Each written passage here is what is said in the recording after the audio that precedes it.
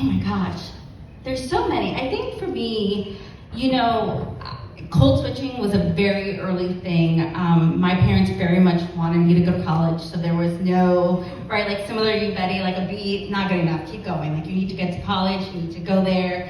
And so code switching was just something that I had to learn how to do. And so when I was in different workplaces or communities where I was the only one and I was tokenized, I expected that, right? Like I expected that. I knew that, well, you know, you're the Latina, you're the this, you're the that, dyslexic, ADHD, all the isms.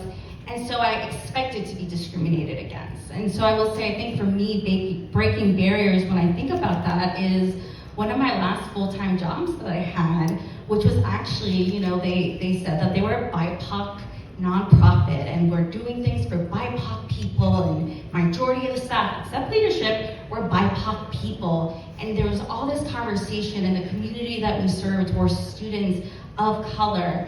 And you know, I went there to fit in. I went there to finally not have to feel like I was constantly having to break down white supremacy. And yet when I got there, it was then the gender. It was then, you know, you don't know how to take no. It was all the other isms that came out, which I know there's a question about intersectionality later. But here I was walking into a place thinking, I'm finally not the only one, but it actually ended up being one of the hardest places I ever worked because I did not expect it from that place. And so for me, breaking the barriers, we're able to really advocate to build a team in order to support the students, because I was the director of student college success. So it was actually being able to build a team that matched the amount of students that were there so that they could actually get the support they needed. And it was in building that team thinking about, how am I bringing others up? One of the best advices I ever got is, the higher you will go up in your career, it is no longer about you. You're no longer the MVP.